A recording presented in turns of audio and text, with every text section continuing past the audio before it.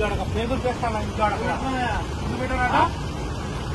ఎదు పెట్టారట మీ అమ్మ నాకు వాడక చూపేస్తాను ఇంకాడక మీ అమ్మ పువ్వు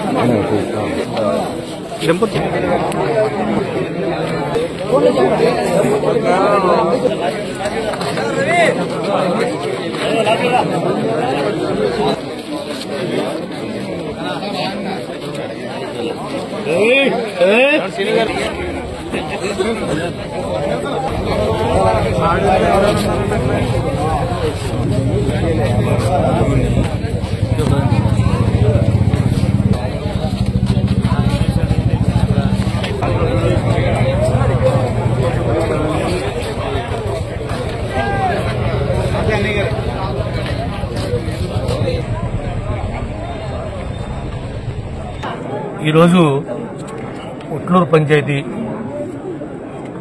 సీతారాంపురంలో పద్మావతి కళ్యాణ మండపానికి మ్యారేజ్కి వెళ్ళాము. అక్కడ గుడివాడ ఎమ్మెల్యే గారు, అమలాపురం ఎమ్మెల్యే గారు వీళ్ళందరూ కూడా వివాహానికి హాజరవడం జరిగింది.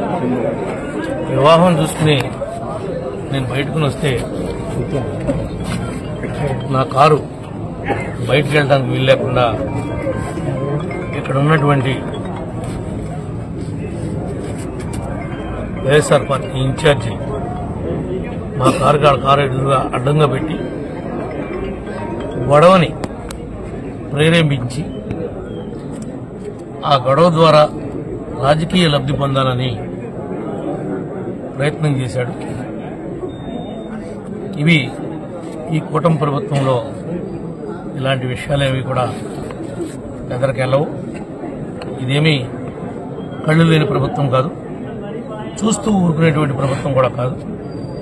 ఈ విషయాలన్నింటినీ కూడా వచ్చిన తర్వాత ఏం జరిగిందో అదంతా కూడా మా గన్మెన్ని పోలీస్ స్టేషన్కి వెళ్ళి కంప్లైంట్ ఇవ్వమన్నాను. నేను నాతో పాటు 5 వ్యక్తులు మేము ట్రావెల్ చేస్తున్నాం. వాళ్ళు ఒక 25 మందిని తీసుకుని వచ్చి ఏదో కింద పడ్డా మేమే నెగ్గాము అనిపించుకోవడం కోసం కృత్రిమంగా ఆలోచనలు చేస్తున్నారు. ఎవడి ఆలోచనల్ని వాడినే గోతులో పెడతాయి. ఇది చెప్తున్నాం, మీకు హెచ్చరిక అనుకుంటారో లేకపోతే మీ పద్ధతిలో మీరు ఉండమని చెప్తున్నాం అనుకుంటున్నారో మీరు అనుకోండి.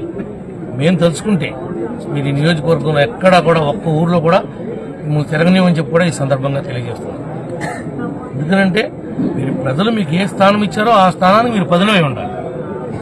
ఆ స్థానాన్ని కాదనుకుని మీరేదో భయభ్రాంతులకు గురిపెట్టి ఏదో 10 కార్లు వేసుకుని ఒక కాన్వాయ్ లాగా మేమేదో ఎక్కడ ఎవరు పోయినా భయపెట్టగలమని కనుక మీరు ప్రయత్నం చేస్తే చట్టం చూస్తూ ఊరుకుండదు, ఈ ప్రభుత్వం కూడా చూస్తూ ఊరుకోదు అని చెప్పి మీకు ఈ సందర్భంగా తెలియజేస్తున్నా. అంతా కూడా పోలీసు వారికి తెలియపరిచాం, గవర్నమెంట్ దృష్టికి కూడా తీసుకువెళ్తాం. తప్పనిసరిగా ఇలాంటి కార్యక్రమాలు ఎవరైతే చేపడుతున్నారో వాళ్ళ మీద చర్యలు తీసుకునే వరకు కూడా మేము ప్రయత్నం చేస్తామని చెప్పి ఈ సందర్భంగా మీకు తెలియజేస్తున్నాం. దీనిలో వచ్చినటువంటి నాయకులు కానీ, మా మండల పార్టీ ప్రెసిడెంట్లు, సీనియర్ నాయకులు, క్లస్టర్ ఇన్ఛార్జీలు, సమన్వయ కమిటీ మెంబర్స్ మీరంతా కూడా ఆవేశానికి లోను కావద్దు. చట్టాన్ని మీరెవరూ కూడా చేతిలో తీసుకుంటానికి వీల్లేదు. మన నాయకుడు ఏమైతే లైన్ ఇచ్చాడో ఆ లైన్ ప్రకారమే మనం వెళ్ళాలి తప్ప ఆ లైన్ దాటి ఎవరు కూడా వెళ్ళొద్దని చెప్పి కూడా మనస్ఫూర్తిగా కోరుకుంటున్నా. మీరు 24 గంటలు వెయిట్ చేయండి. వాళ్ళు చేసినటువంటి దురాఘాతాలనే విషయాలను కూడా ముఖ్యమంత్రి గారి దృష్టికి, ఉప ముఖ్యమంత్రి గారి దృష్టికి, అందరి దృష్టికి కూడా నేను తీసుకుని వెళ్తా. తప్పనిసరిగా న్యాయం జరిగే విధంగా ప్రయత్నం చేద్దాం. మీరందరూ కూడా మరి ఇంత పెద్ద టైంలో కూడా అర్ధరాత్రి ఇక్కడ వచ్చినందుకు ప్రత్యేకంగా మీ అందరికి కూడా ధన్యవాదాలు తెలియజేస్తూ మీరు కామ్గా ఉండవలసిందిగా ప్రతి ఒక్కరిని కూడా కోరుకుంటున్నాను. Thank you.